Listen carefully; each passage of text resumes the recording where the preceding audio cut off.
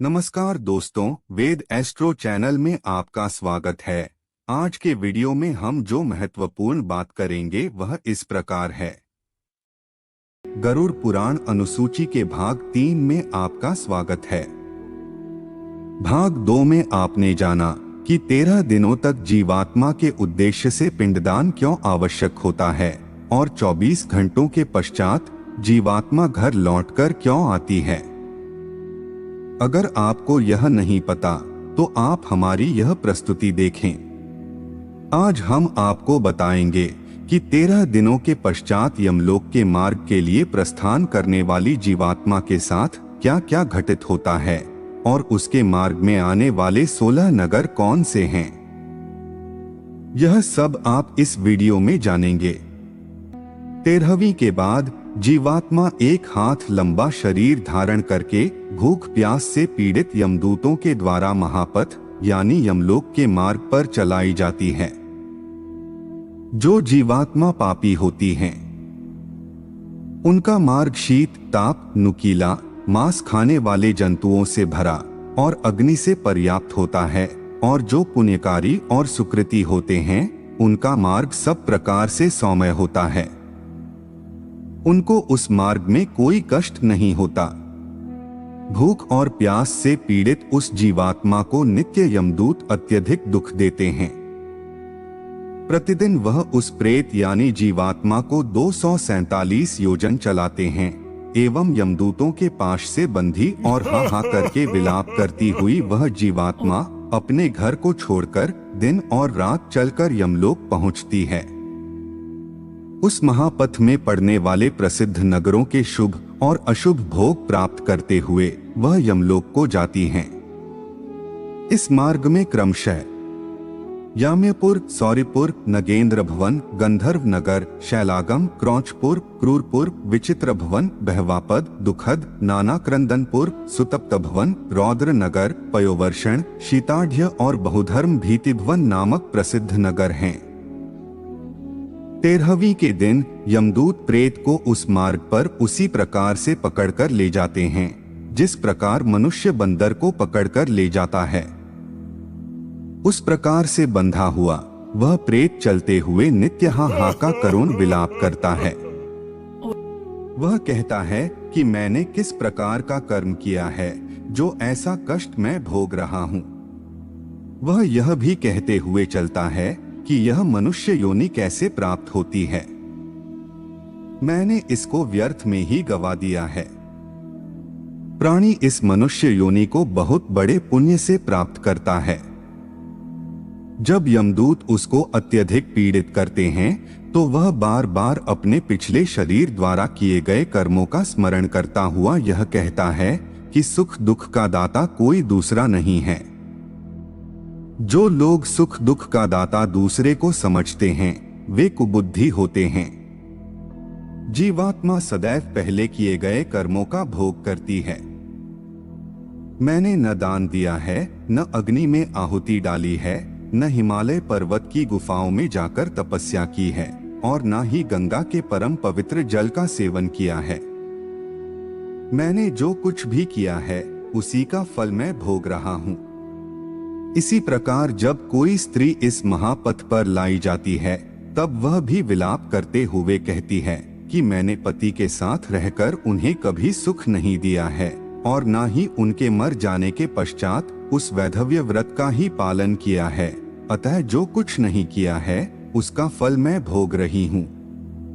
मैंने मासिक धर्म अथवा चंद्रायण व्रत के नियमों से इस शरीर का शोधन भी नहीं किया। स्त्री का शरीर बहुत से दुखों का पात्र होता है।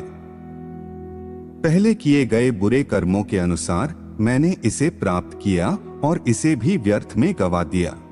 इस प्रकार जोर से रोते और विलाप करते हुए अत्यधिक दुखित जीवात्मा को 17 दिन तक अकेले वायु मार्ग में यमदूतों के द्वारा निर्दयता पूर्वक खींचा जाता है। अब हम आपको यमलोक के मार्ग में आने वाले नगरों के विषय में बता रहे हैं। 18वां दिन रात पूर्ण होने पर पहले वह याम्यपुर पहुंचता है। उस रमणीक नगर में प्रेतों के महान गण रहते हैं। वहां पुष्पभद्रा नदी तथा देखने में अति सुंदर लगने वाला एक वट वृक्ष है। यमदूत वहां पहुंचकर प्रेत को विश्राम करने का समय देते हैं। वहां पर प्रेत दुखी होकर अपनी स्त्री और पुत्र आदि सगे संबंधियों से प्राप्त होने वाले सुखों का स्मरण करता है।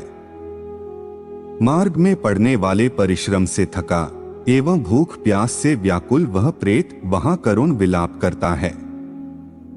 उस समय वह धन, स्त्री, पुत्र, घर, सुख, नौकर और मित्र के विषय में तथा अन्य सभी के विषय में सोचता है। उस नगर में भूख प्यास से पीड़ित प्रेत को देखकर यमदूत कहते हैं कि कहाँ धन है, कहाँ पुत्र है, कहाँ स्त्री है, कहाँ घर है और कहाँ तू इस प्रकार दुख झेल रहा है।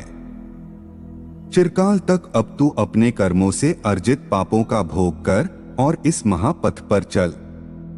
यमदूतों के द्वारा इस प्रकार कहे जाने के बाद यमदूतों द्वारा उसे पीड़ा दी जाती है। तत्पश्चात स्नेहवश भूलोक में पुत्रों के हाथों से दिए गए मासिक पिंड को वह प्रेत खाता है। उसके बाद वहां से वह सौरिपुर के लिए चल देता है। उस नगर में काल रूपधारी जगम नाम का राजा है। उसे देखकर जीवात्मा भयभीत हो उठती है और विश्राम करती है। श्राद्ध द्वारा दिए गए अन्न और जल का वह उसी नगर में उपभोग करके दिन और रात चलकर सुंदर बसे नागेंद्र भवन नामक नगरी की ओर जाता है। उस महापथ पर चलते हुए महाभयंकर वन देखकर वह जोर जोर से रोता है, बार बार रोता है और 2 मास बिताने के पश्चात नगर में पहुंचता है। यहाँ वह अपने बंधु बांधवों के द्वारा दिए गए अन्न और जल को खाता पीता है। उसके बाद यमदूत पाश में बांधकर उसे दुख देते हुए पुनः आगे की ओर ले जाते हैं। तीसरे मास में वह गंधर्व नगर पहुंच जाता है। तीसरे मास में दिए गए श्राद्ध पिंड का यहाँ भक्षण करके चौथे मास में वह शैलागम नामक नगर में पहुंचता है। यहाँ प्रेत के ऊपर पत्थरों की वर्षा होती है। वहां वह चौथे मास में दिए गए श्राद्ध व पिंड को खाकर संतुष्ट होता है। इसके बाद प्रेत 5वें मास में क्रौचपुर जाता है। उस नगर में पुत्रों के द्वारा दिए गए 5वें मास के श्राद्ध पिंड को खाता है। तदंतर छठे मास में प्रेत क्रूरपुर नामक नगर की यात्रा करता है। उस नगर में छठे मास में पुत्रों द्वारा दिए गए श्राद्ध पिंड को खाकर उसकी संतृप्ति होती है, किंतु आधे मुहूर्त भर विश्राम करने के बाद उसका हृदय पुनः दुख से कांपने लगता है। यमदूतों से तर्जित होकर वह प्रेत उस पुर को लांघकर विचित्र भवन की ओर प्रस्थान करता है, जहां का राजा विचित्र है और यमराज का छोटा भाई सौरी ही यहाँ के राज्य पर शासन करता है। यमदूतों के द्वारा कष्ट दिए जाने पर वह प्रेत उस विचित्र भवन में श्राद्ध पिंड का उपभोग करता है। हमारी आज की प्रस्तुति यहीं समाप्त होती है। इससे आगे हम आपको गरुड़ पुराण के भाग 4 में बताएंगे। आज के लिए केवल इतना ही। जाने से पूर्व वीडियो को लाइक करें व चैनल को सब्सक्राइब अवश्य करें। तब तक के लिए जय जय श्री राम।